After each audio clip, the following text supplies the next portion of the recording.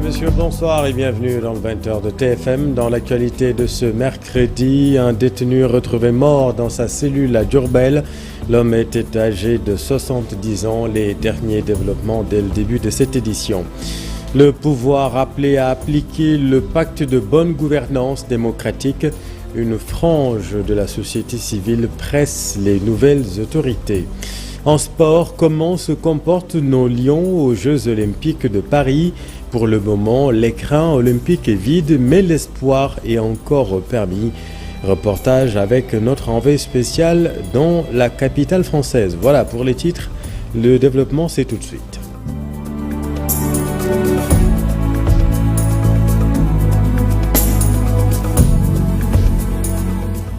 Un détenu âgé de 70 ans retrouvé mort dans sa cellule à la maison d'arrêt et de correction de Diourbel.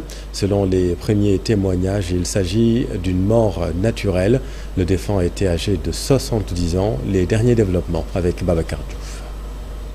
Près de 70 ans qui a été retrouvé mort dans sa cellule à la maison d'arrêt et de correction de Diourbel. Le certificat de genre de mort issu de l'autopsie déterminera de quoi est-il mort, mais a priori, nos sources retiennent qu'il est décédé d'une mort naturelle. Badaratine, de son vrai nom, était dans les liens de la détention pour fait de viol présumé sur une mineure au quartier Korgoumak de Diourbel. Son dossier était encore en instruction dans le bureau du juge d'instruction du tribunal de grande instance. Ce drame nous replonge dans les difficultés que vivent les détenus à la maison d'arrêt et de correction. En plus du surpeuplement à Diourbel, les détenus sont dans la promiscuité. Ils dénoncent aussi les longues détentions préventive. Dans l'actualité également, des membres de la société civile pressent le gouvernement d'appliquer le pacte de bonne gouvernance démocratique.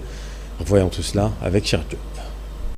Le peuple des assises nationales, pas du tout rassuré par le président Bassirou Diomaye Faye sur la volonté d'appliquer le pacte de bonne gouvernance démocratique. Il est important que la société civile, justement, monte au créneau pour rappeler au chef de l'État, la nécessité, justement, de s'inspirer fondamentalement de ce document-là, s'il veut, justement, asseoir les conditions de réforme systémique fondamentale. Ce dialogue de sourds entre les assisards et les pouvoirs en place n'est pas nouveau.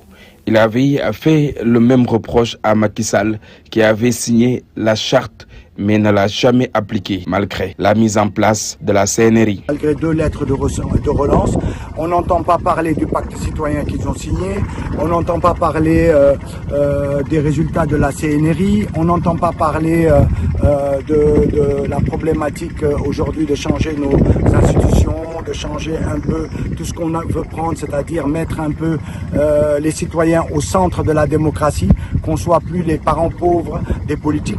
Aujourd'hui, nous pensons qu'il faut absolument faire différemment de Macky Sall et que ce gouvernement ne fera pas moins que Macky Sall. Le peuple des assises met la pression sur le président Bassirou Diomaye Faye, dont la coalition avait signé la charte de bonne gouvernance. Une charte qui risque de connaître le même sort que sous Macky Sall. Le Parti démocratique sénégalais a 50 ans, c'est pour rompre, souvenez-vous, avec le monopartisme en 1966 que le président Senghor autorisa la création du PDS le 31 juillet 1974. 5 décennies d'existence, quel est l'avenir du sopisme? Voyons tout cela avec Djibril Ouad, membre du Parti démocratique sénégalais. Nous devons profiter de ces journées-là pour voir qu'est-ce qui ne va pas dans ce parti. PDS, 26 ans d'opposition, 12 ans de pouvoir, encore 12 ans d'opposition. Ça doit se marquer. Et le PDS ne va pas bien parce que les structures ne marchent pas, cause pour laquelle nous avons beaucoup de groupes et beaucoup de panels. Nous devons, au sortir de ces assises, réconcilier tous les fils du Parti démocratique sénégalais, tous les wadistes, et essayer d'aller de l'avant. Le PDS et le Parti socialiste ne doivent pas mourir. Ces 2 partis qui doivent continuer à vivre pour la consolidation de la démocratie sénégalaise. Donc, je vous dis, chers frères, chères sœurs du Parti démocratique sénégalais, soyez les bienvenus à la salle Abbas Sall. cette salle qui se trouve dans la commune de Fann, la commune de Maître Abdoulaye Wade. Ce n'est pas un hasard et nous avons choisi cette salle-là pour pouvoir permettre à nos concitoyens de réfléchir sur l'avenir du PDS et de trouver une solution. Au Sénégal, le salaire des directeurs généraux et des membres des conseils de surveillance des agences d'exécution et structures sont fixés par un décret 2012-13-14 du 16 novembre 2012.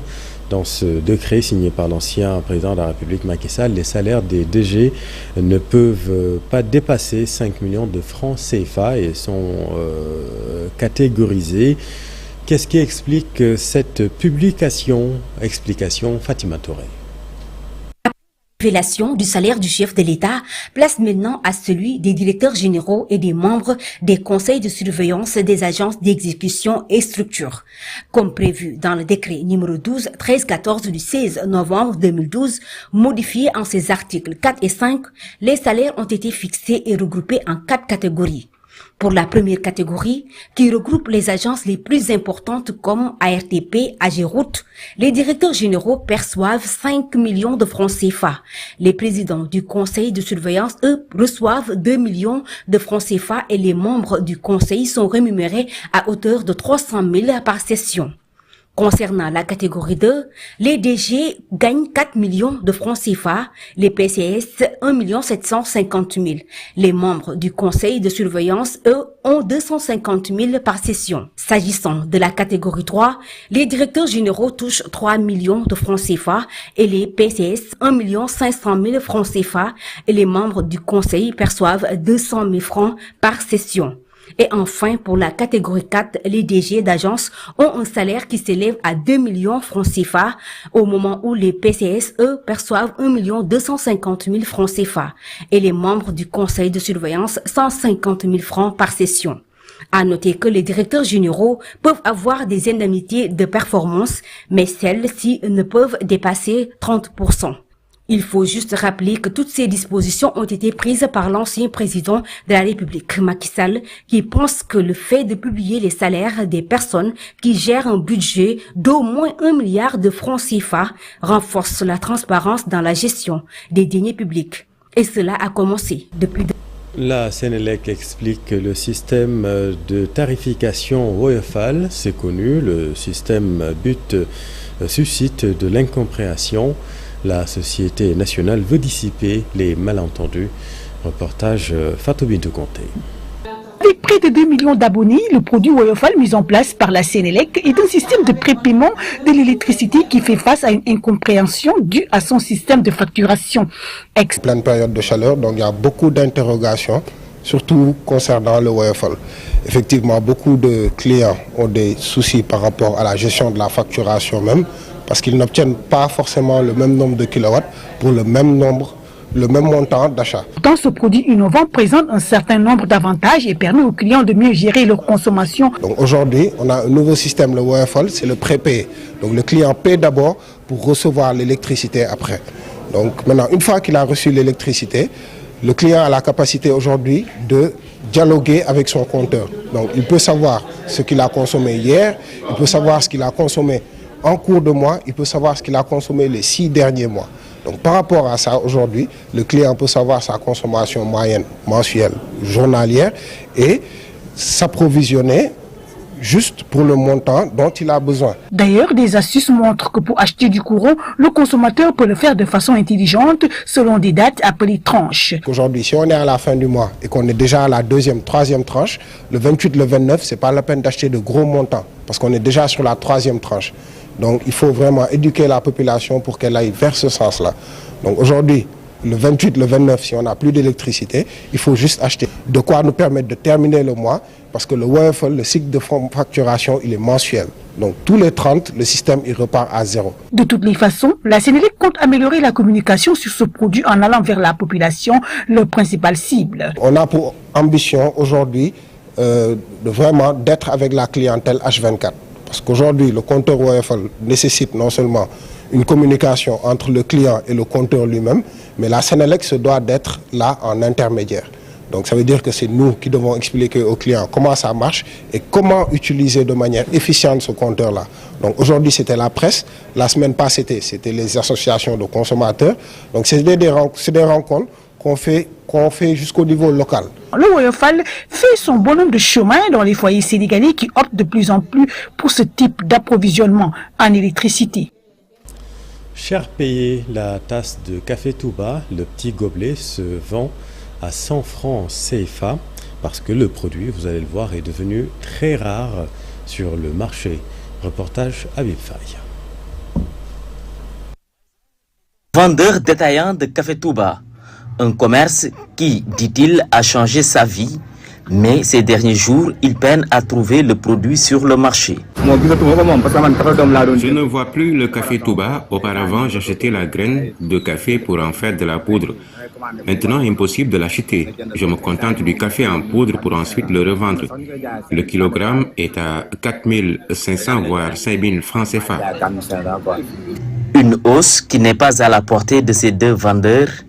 Baïfal et Ndiol sont confrontés à la cherté du prix du kilogramme de café Touba, ce qui entraîne une baisse de leur revenu quotidien. Le kilogramme nous revenait à 2200 francs, voire 2300. Mais c'est pendant le mois de Ramadan que le prix a commencé à grimper jusqu'à 2700 francs. Et aujourd'hui, nous l'achetons à 4500 francs. Le prix du café Touba était abordable, mais actuellement, il est très élevé. Nous achetons le kilogramme à 5000 francs. Impossible pour eux d'augmenter le prix de la tasse de café par peur de ne plus voir la clientèle. Nous avons diminué nos dépenses par peur de perdre nos revenus. En plus, la tasse se vend à moitié puisque les clients n'acceptent pas de l'acheter à 100 francs. Les Sénégalais sont habitués à acheter la tasse de café Touba à 50 francs. Personne ne peut leur faire changer la vie. Ils ne vont pas l'acheter à 100 francs. Trouvée dans sa gargote, cette femme, vendeuse de petits déjeuners, a augmenté le prix de la tasse à cause de la cherté du prix du kilogramme de café Touba en poudre. Nous ne pouvons plus vendre la tasse à 50 francs. Nous sommes obligés de vendre à 100 francs, sinon on n'aura pas de bénéfice. Malheureusement, les clients refusent de payer 100 francs. Ces acteurs invitent le gouvernement à baisser encore le prix des denrées. Sincèrement, le prix est très élevé. Il doit être revu à la baisse. L'État doit donner un coup de main. Le café Touba est très cher. Même les revendeurs doivent diminuer le prix également. La vente de café Touba est une importante source de revenus au Sénégal. Beaucoup de jeunes en font leur principale activité. Mais aujourd'hui, la hausse du prix du kilogramme crée un frein dans leur commerce journalier. Merci Habib. Allons maintenant dans le département de Linguère. Les enseignants ne peuvent plus bénéficier des services de la mutuelle de santé des agents de l'État.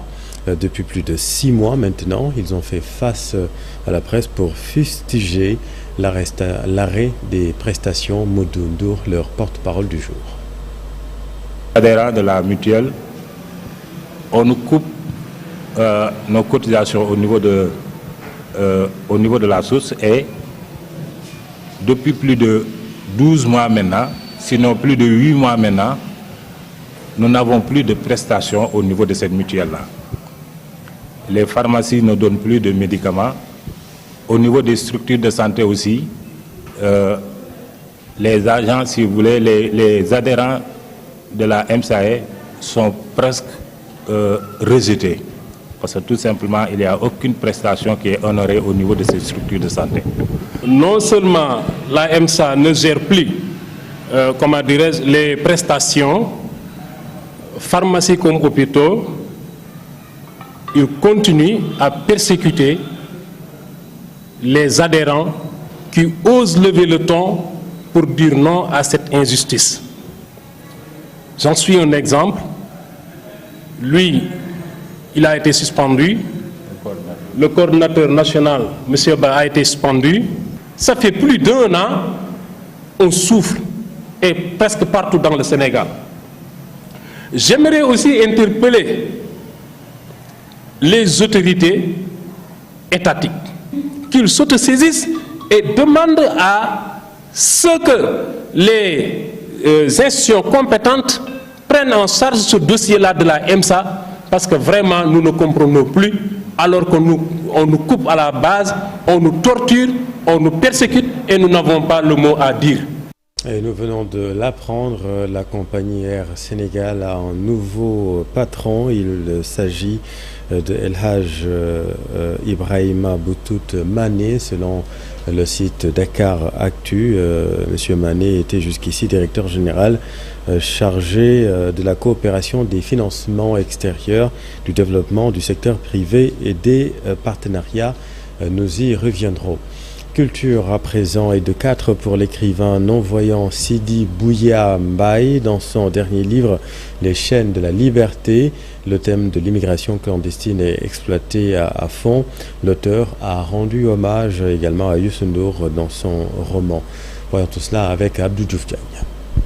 Les chaînes de la liberté, 4e roman de l'écrivain non-voyant Sidi Bouya Mbaye. Le natif de Dakar relate dans son œuvre 291 pages beaucoup de thématiques, dont l'immigration clandestine. Aujourd'hui, nos enfants, nos femmes, et c'est encore beaucoup plus délicat, prennent la pirogue pour aller où? La question de l'immigration clandestine est le thème principal de ce livre. Comment retenir nos enfants au pays? Analyser, leur dire que, parce que parfois les gens qui sont là-bas, à l'autre bord, dans l'Eldorado supposé, ne disent pas aux gens ce qui se passe réellement. Beaucoup s'interrogent sur la méthode utilisée pour rédiger son livre. L'auteur du livre Le Rescapé, son premier roman, révèle son secret. Lorsque les gens me posaient des questions, mais monsieur, comment vous écrivez? J'étais en train, alors je lui disais, prenez une feuille, et c'est comme ça que j'ai écrit La Longue Nuit. C'est-à-dire, moi, je ne connais pas la page blanche. L'inspiration est constante. Comment j'écris? Comment je pense, peut-être? Je ne sais pas comment je pense. Mais je sais que je pense avec mes yeux de l'esprit. J'ai déjà vu le monde, hein, et c'est ça ma chance. Face aux difficultés pour se faire éditer et profiter de leur production littéraire, l'homme atteint de cécité a mis sur pied sa propre structure. Et là, je me suis dit que, écoutez, Sidi, dès lors que tu es l'homme des défis, je suis le premier chef de parti politique non-voyant. C'est ça ma nuit, hein. C'est le deal que j'avais eu avec Dieu lorsque j'étais dans mon lit d'hôpital. La mort était là, qui planait et qui m'attendait. Je me suis battu, j'ai toujours été un battant. Je me suis dit que, écoutez, j'ai les armes pour être éditeur. L'auteur de La Longue Nuit, écrit en 2019, et de Volupté Fatale en 2021, porte un regard critique sur son domaine de prédilection. Les gens se décrètent écrivains. Qu'est-ce qu'un écrivain? Il y a différents styles d'écriture. Le journaliste est un écrivain, n'est-ce pas? Vous êtes écrivain. Mais on vous dit journaliste. Donc, il faudrait révolutionner la lecture. Les gens ont boycotté la lecture, mais parce que quoi? Qu'est-ce qu'on leur présente? Du Diamoneité. Très adaptable à ces téléfilms déjà. On ne produit pas de la réflexion. C'est la consécration, malheureusement, parfois de la médiocrité. L'un des rares écrivains non-voyants, Sidi Bouya Mbaye accorde une place importante à la fois, comme en attestent les premières et dernières phrases de son livre, Les chaînes de la liberté. Merci Abdou. Allons maintenant à Paris, Jeux Olympiques 2024. Comment se comportent nos chers lions? Eh bien, pour le moment, l'écran olympique est encore vide, mais l'espoir est permis. Faisons le point avec notre envoyé spécial, Idrissa Mané. Se tient ici une conférence de presse du comité d'organisation des Jeux Olympiques de la jeunesse Dakar 2026 et j'en profite en tout cas pour vous faire en tout cas le point de la participation des athlètes sénégalais à ces Jeux olympiques Paris 2024. En tout cas, sur les 14 disciplines, nos 11 athlètes quelques-uns ont pu déjà faire leur compétition sur 6 épreuves. Et il faut d'abord rappeler que la première à passer, Ndeye Binta Diong, l'escrimeuse, n'a pas pu faire plus qu'un combat. Elle a été sortie après un seul combat. À 36 ans, malheureusement, on nous dit que sa carrière s'arrête là. Après Ndeye Binta Diong, je rappelle qu'en natation, il y a la nageuse Oumi Diop qui a été invitée à ces Jeux, donc n'a pas fait de miracle. Elle est restée à sa place d'invitée, elle a fait un tour et elle est rentrée. Et également Mathieu Ousmane Sey de la natation qui a aussi fait un tour et est parti. Ils sont tous les deux invités, mais l'avantage de participer à ces Jeux, c'est d'avoir en tout cas de prendre, en tout cas d'avoir une idée du niveau olympique pour se préparer peut-être pour les Jeux de 2028. On va également parler de l'élimination de Ibrahima Diaw de tennis de table qui nous a également régalé après son premier match qu'il a remporté au Lamé.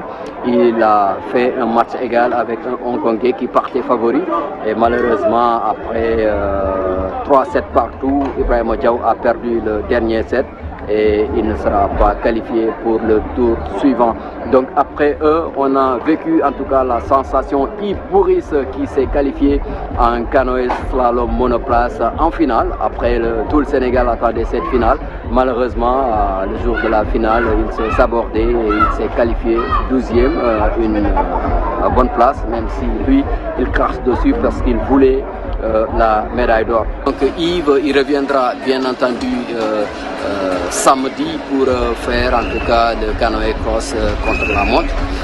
Gardons l'espoir, Idrissa Sané, notre envoyé spécial à Paris. Et aujourd'hui donc, il n'y a pas eu de compétition pour les Lions. Là-bas au JO, Amara Diouf au cœur d'un tourbillon judiciaire en perspective avec son club formateur Génération Foot. La nouvelle pépite du football a confié la gestion de sa carrière à une agence uruguayenne. Explication, cher Tidiane Diaw.